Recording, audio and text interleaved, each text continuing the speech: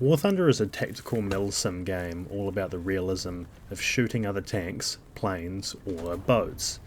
It's very diverse in the way that it's set out, in the sense that there is tons of different countries. You can play from any of the kinds of nations that you want, really, of the big military nations. Those are the most popular, especially countries like Germany, USA, and Russia, with a side of Britain every now and again.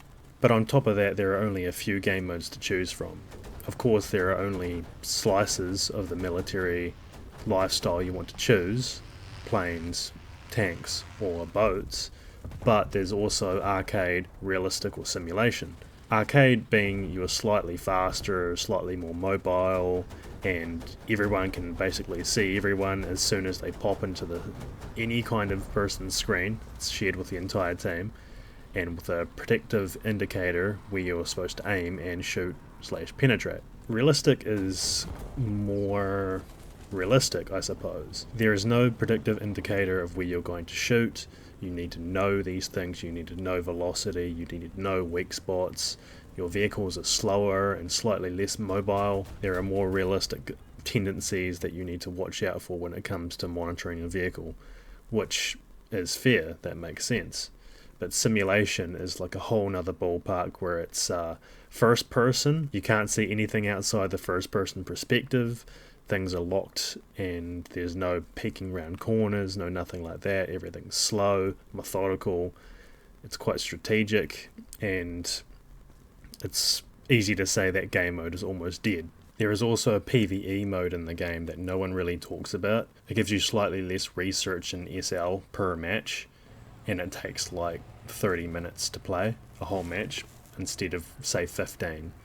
But the whole benefit is if you play for 15 minutes and get enough points, like me, and you can just go AFK for that entire time, and it's pretty fun. More people should do this, and I don't know how they haven't caught on to it, because it's just so easy to exploit free RP by doing that. Of course, you get the most research if you actually win, so you do rely on your team, but if you're good enough to carry your team anyway, and then go AFK, you should be fine. I've used this method to grind out almost an entire tech tree, and I don't regret it. It's easy to do. You put it on the background. The AI in this game is very aimbody, but it's pretty brain dead, so you can easily flank them. And also there's a lot of stuff in PvP where you can get very ticked off because of, again, BS volumetric, things not pinning when they should. It can get frustrating, so if you need downtime, step away from the game or play easier game modes such as that. I've also played this game for about a year now.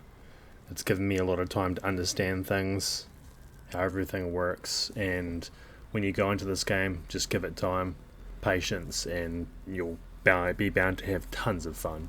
Now that I've set the groundwork, there is really a lot to talk about this game. I don't really want to just fully recommend it, because there are a lot of things that are downfalls of the game. There are a lot of countries that you can choose from, but not all are made equal. There are some that are really bad and that have tons of vehicles that are really not good. And there is a lot of copy pasta. And if you don't know what that means, there are a lot of reused variants or whole vehicles in different countries. So if you play in Germany, you'll find variants of tanks from the Russian tech tree, usually as premiums. If you play as Sweden, you'll see lots of German variants that are in the normal tree that you have to progress through. Well, you don't have to in order to get to the next rank of vehicles, but it's heavily encouraged because what you know is what you know. There are also, with the many different ranks of the game of vehicles, starting from like World War One to World War Two, Cold War stuff to modern age, etc. There are many ranks which you can go +1 or plus negative in. So if you take in a 3.0 vehicle, you can see potentially 2.0 vehicles and 4.0 vehicles.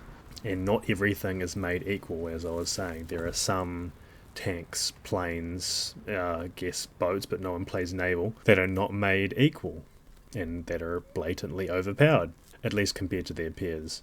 And to top that all off, with the copy pasta, there are things such as premium time. This is a free-to-play, massive multiplayer online game where everyone pits up against each other and tries to kill one another. Usually in strategic game modes such as capture the point or hold the point while you capture their point. Very, very sick stuff here, people. And with it being free to play, premium time is heavily encouraged because you get almost no research to get new unlocks of new vehicles as you play game to game, and every single vehicle as you go through the ranks are going to cost more and more research. And of course silver lions to unlock, which is the in-game currency that you also earn from match to match. So Gaijin has decided that you will buy all these things, you will research all these things, but they make it as slow as possible. There has been many backlashes from the community itself with how long it takes. And things are slowly getting better over time for the game. There are things that should have been there from the start that are finally here. There are research bonuses, so if you get to the end of a tech tree, you will get a bonus for every other country when it comes to research. Depending on rank, you will get more or less. You have to do every single tree individually, so ground counts for ground, air counts for air, naval for naval, for other countries, you understand what I mean. But there are things like that that are slowly being put in that should hopefully keep the game afloat and improve it, because they're really not one for innovating. And to double down on that kind of premium time bonuses, there are premium vehicles, so you can get whole original vehicles, but usually they're variants of other vehicles that will give you even more premium bonuses on premium research and silver lions. So if you have premium time and a premium vehicle, you'll get even more, so the pay to progress thing is even more enhanced. And I don't say all this just to be cynical, but I just want to give a full, let you guys know what everything in the game is involved, especially when it comes to your wallet.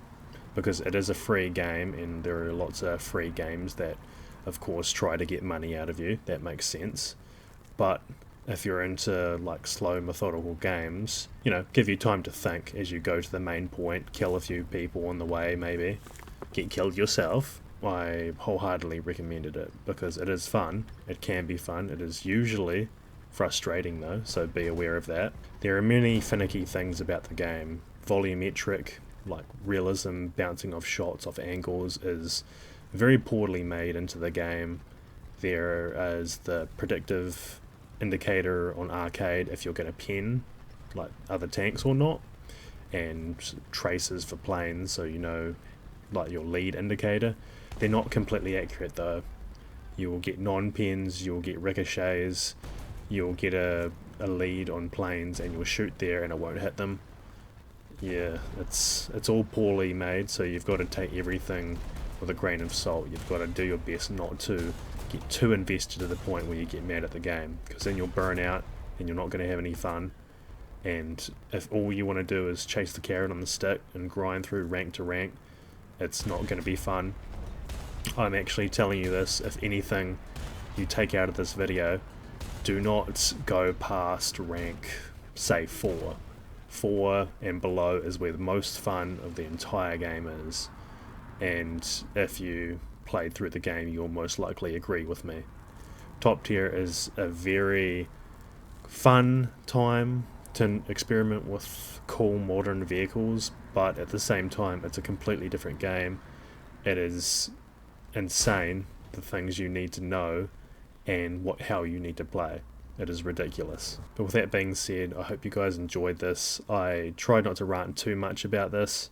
I was preemptively warned that this game was addictive. I didn't believe them because I'm not really addictive personality, but I can tell I've gotten pretty into it, and I hope you guys too, because there is fun to be had here as long as you understand it and stay within the bounds and keep away from the BS that the game tries to throw at you. Never buy anything that isn't on sale, by the way. Save your money. Have a good day, guys.